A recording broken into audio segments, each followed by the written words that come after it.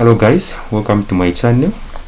So in this video we'll be focusing on biology paper 2, specifically how to answer section B part, which is the SC part, and how questions comes, and lastly we are going to look at how we can predict what questions they can bring in your exam. Okay, so let's start with how to handle it. So the first thing that I have for you is the biology syllabus.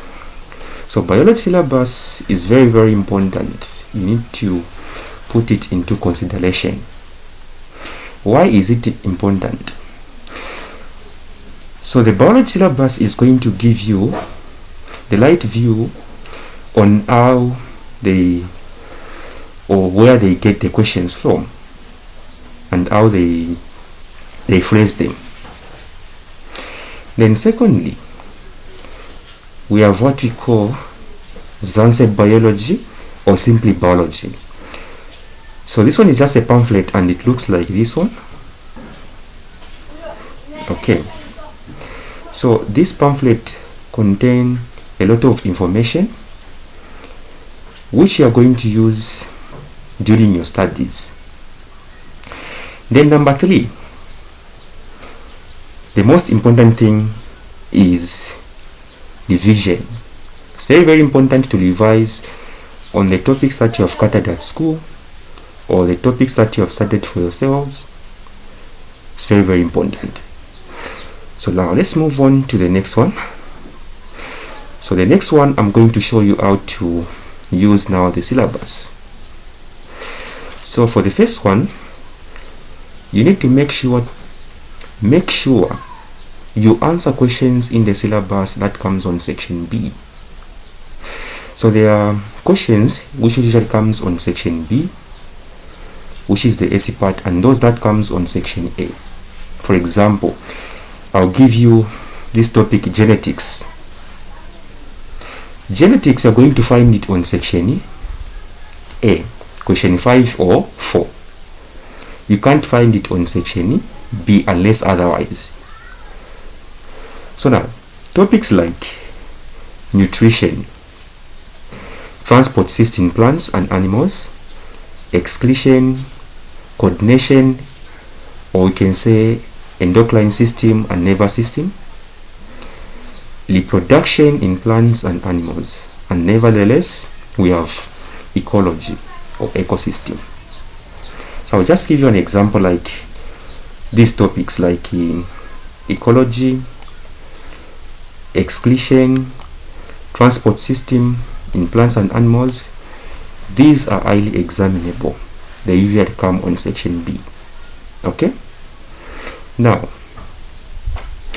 in the same syllabus, you're going to find that once they introduce a topic, they are going to give you many questions in the same syllabus, or they ask questions after they introduce the topic, and those same questions they have answers now in the short form. Now when it comes to section B, you're supposed to write your answers in paragraph and in complete sentences. So let's see how to write the essay. Okay, like the way that I've said, when it comes to the section B, this one is the essay questions and it carries 36 marks. For section A, it is 44 marks. Now let's try to look at examples of questions. So now, here, you're supposed to answer any 3 questions from the section.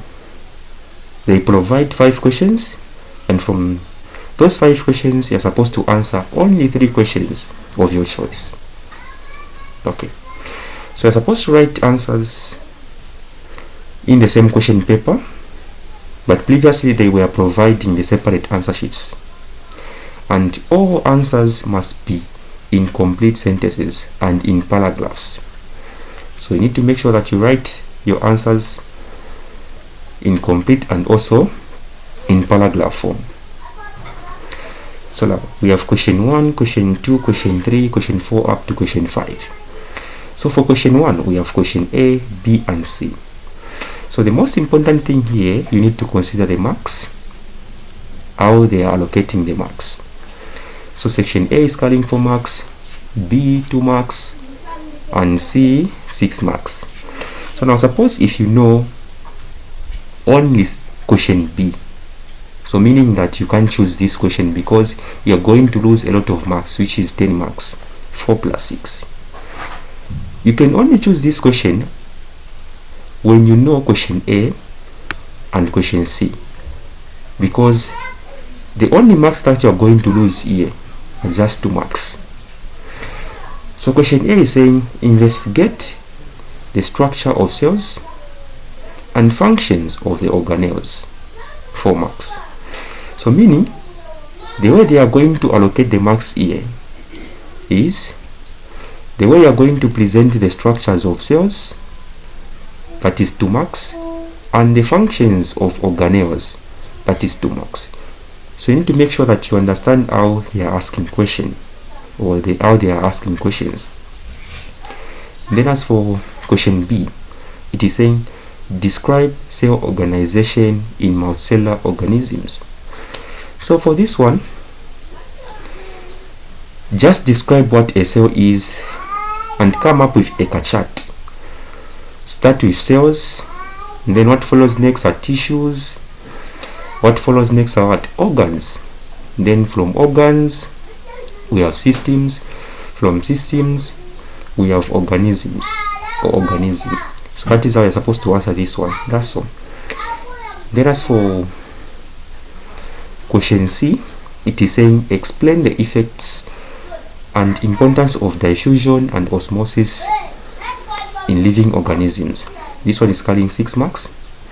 So for this one, you can define what diffusion is and also what osmosis is. When it comes to this question, you can come up with a diagram. Okay, a diagram like this one, which I've displayed on the screen. So after drawing this diagram, or after defining what diffusion and osmosis is, you draw a diagram, you label it beaker, then here you put a red blood cell. That one is showing the demonstration of osmosis. But from that one, you also draw another one for diffusion, which is showing the movement of what? The molecules. Then you explain what is happening there, or the importance. What is going to happen if you place now the cell in hypertonic solution? You explain the effect. If you place the cell in isotonic solution, what is going to be the effect to the cell? And what is the importance of the cell, for example, a plant cell having the cell wall? Okay? Now, comes to question 2. We only have 2 questions, question A and question B. For question A, it is calling 4 marks. B is calling 8 marks. So if you want to answer this question better, you know question B, which is calling a lot of marks. So the questions are like this. Describe the importance of nutrients, salts, vitamins, and leafage to the body. So we have 4 marks here. So the first thing, you're going to explain the importance of salt, vitamin, and leafage to the body. Okay. Then for question B, it is saying describe deficiency diseases of macro and micro plant nutrients. Okay, 8 marks. So once you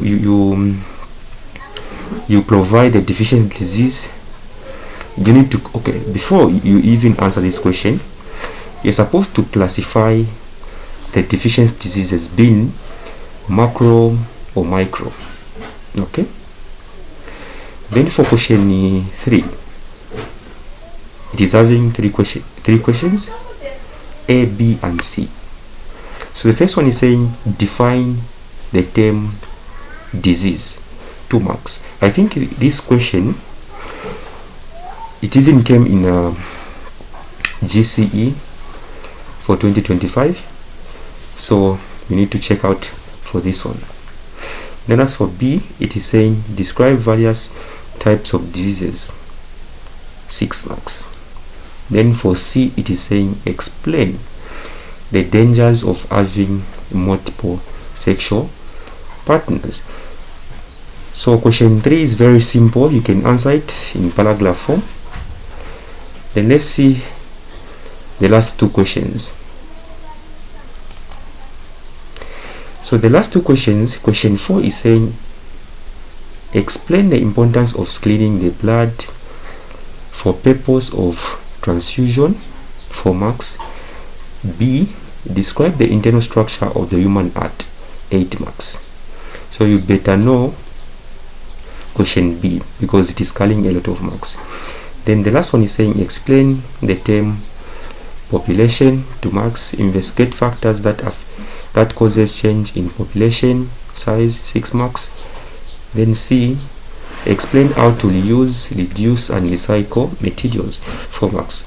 So now let me just give you an example on how to answer this section B part. So I'm going to choose question 4, and specifically let me choose question B because this one requires to draw a diagram. A lot of students ask many questions about how to answer section B. Some they ask, are we supposed to put the diagrams when they ask the question? So it depends to the type or to the kind of a question that they are asking you. For example, this one is saying describe the internal structure of the human heart. On this part you can draw the diagram. Apart from this question, you also have this question, this one, which was saying explain the effects and importance of diffusion and osmosis in living organisms. So these 2 kind of questions you can put the diagrams. Okay, now the first thing that you're going to start with here, you need to define what the heart is. So we are going to say the heart is just a muscular organ that pumps blood through the entire body. Okay, then apart from that one, we are going to say it transports nutrients, oxygen and other gases. That's a function. Then on there you are done. Then from there now you can draw the diagram of the internal structure of the human heart. So once you draw, make sure to put the correct labels like the right atrium, left atrium, right ventricle, left ventricle, septum, aorta, pulmonary artery, pulmonary vein. Then after that, okay, so you need also to include the valves like tricuspid valve, bicuspid valve. The function of the valves, you indicate the difference or how in terms of the transportation of blood between the pulmonary artery and the pulmonary vein. Like pulmonary artery transport deoxygenated blood while pulmonary vein transport oxygenated blood. In that way they can award you full 8 marks. So that was the last one. Thanks for watching.